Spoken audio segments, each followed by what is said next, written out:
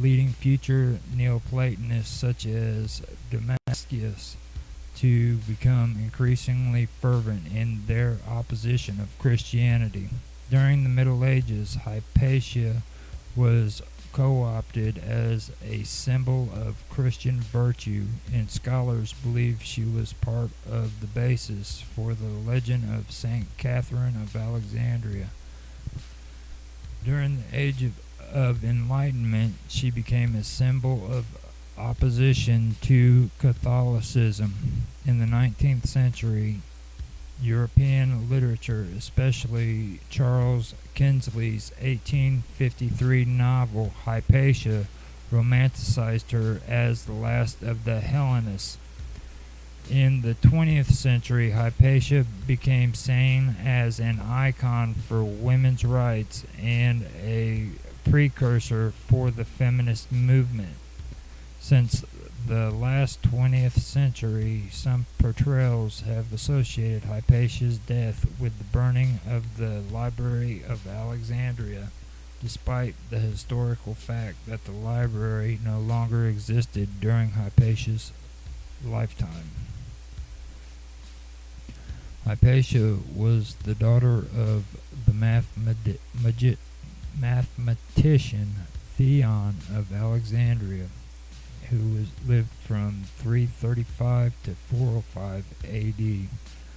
Nothing whatsoever is known about Hypatia's mother, who is never mentioned in any of the extant sources.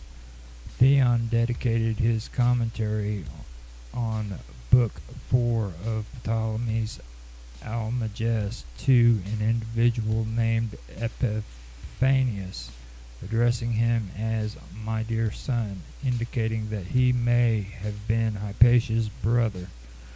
But the Greek word theon uses teknon does not always mean son in the biological sense, and was often used merely to signal strong feelings of paternal connection. Hypatia's exact year of birth is still under debate, with suggested dates ranging from 350 to 370 AD. Many scholars have followed Richard Hawke in inferring that Hypatia was born around 370. According to the Suda, she flourished in the reign of Arcadius. Hawke reasoned that Damascus's description of her physical beauty would imply that she was at most 30 at that time, and the year 370 was 30 years prior to the midpoint of Arcadius's reign. In contrast, theories that she was born as early as 350 are based on the wording of John Malalas, who calls her old at the time of her death in 415. Robert Pinella argues that both theories are weakly based and that her birth date should be left unspecified. Theon was the head of a school called the Museion, Mousseion, which was named in emulation of the Hellenistic Museion, whose membership has ceased in the 260s AD. Theon's school was exclusive, highly prestigious, and doctrinally conservative. Theon rejected the teachings of Lamlichus and may have taken pride in teaching a pure Plotinian Neoplatonism. He wanted his daughter to be a perfect human being. He taught Hypatia mathematics, philosophy and astronomy, trained her in the art of rhetoric, had her read classic literature, and devised a physical exercise routine involving running, hiking, horseback riding, rowing, and swimming to keep her physically fit. For further study, he sent her to Italy and Athens. In Athens, she studied under Plutarch of Athens and his daughter Asclepignia.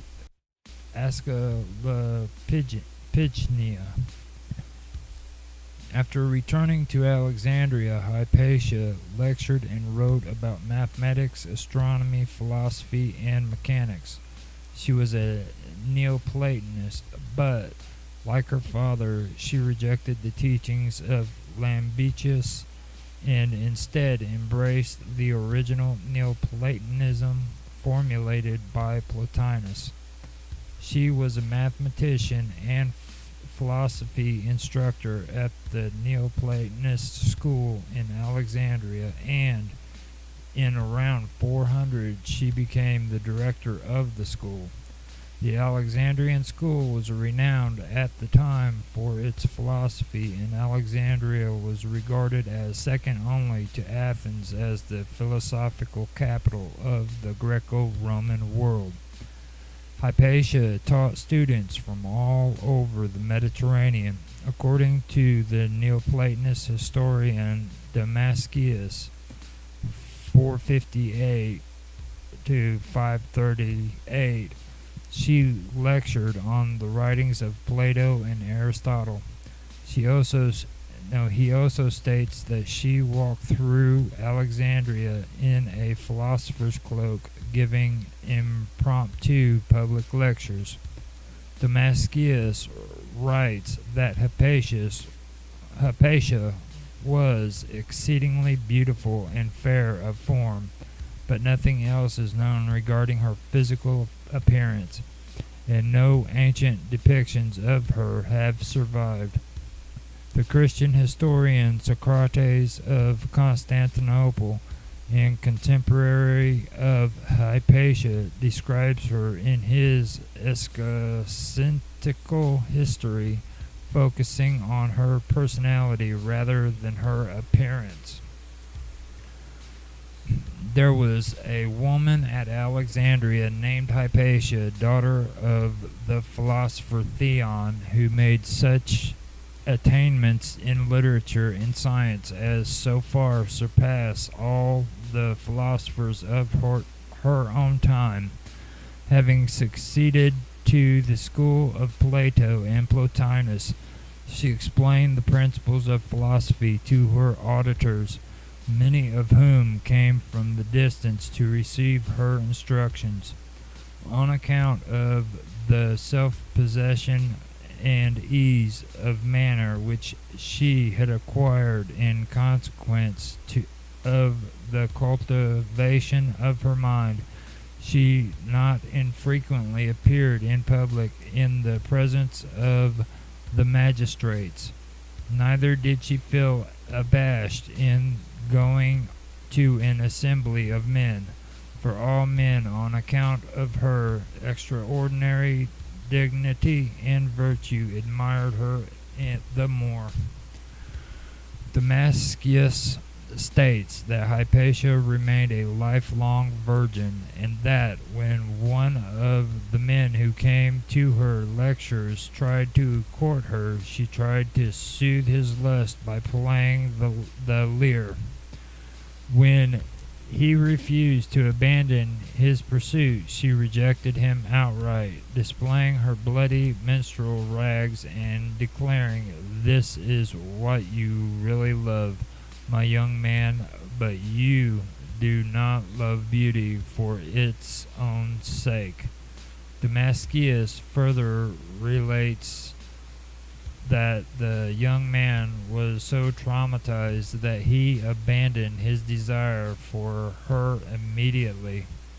Michael A. B. Deacon argues that Hypatia's menstruations was proof of her celibacy, since in ancient times monarchy generally occurred around the time a woman reached marriage age, much later than in developed countries today. And since no reliable methods of birth control existed, menstruations would have actually been relatively rare occurrence for any woman who was not devoted to a life of celibacy. Two main varieties of Neoplatonism were taught in Alexandria during the late 4th century. The first was the overly pagan religious Neoplatonism taught at the Serapeum, which was greatly influenced by the teachings of Lamblichus. The second variety was the more moderate and less polemical variety championed by Hypatia and her father, Theon, which was based on the teachings of Plotinus. Although Hypatia herself was pagan, she was tolerant of Christians. In fact, every one of her known students was Christians.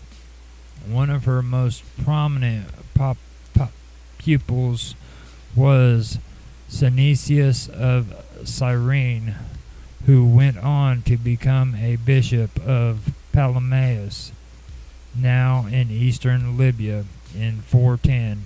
Afterwards, he continued to exchange letters with Hypatia, and his extant letters are the main sources of information about her career. 7 letters by Synesius to Hypatia have survived, but none from her addressed to him are extant. From 382 to 412, the Bishop of Alexandria was Theophilus. Theophilus was militantly opposed to Lamblichian Neoplatonism, and in 391 he demolished the Serapeum. Despite this, Theophilus tolerated Hypatia's school and seems to have regarded Hypatia as his ally. Theophilus supported the bishopric of Hypatia's pupil Synesius, who describes Theophilus in his letters with love and admiration. Theophilus also permitted Hypatia herself to establish close relations with the Roman prefects and other prominent political leaders. Partly as a result of Theophilus's tolerance, Hypatia became extremely popular with the people of Alexandria and exerted profound political influence. Theophilus died unexpectedly in 412. He had been training his nephew Cyril, but had not officially named him as his successor. The violent power struggle over the diocese broke out between Cyril and his rival Timothy. Cyril won and immediately began to punish those who had supported Timothy. He closed the churches of Timothy's supporters, the Novatianists, and confiscated their property. Hypatia's school seems to have immediately taken a strong distrust towards the new bishop.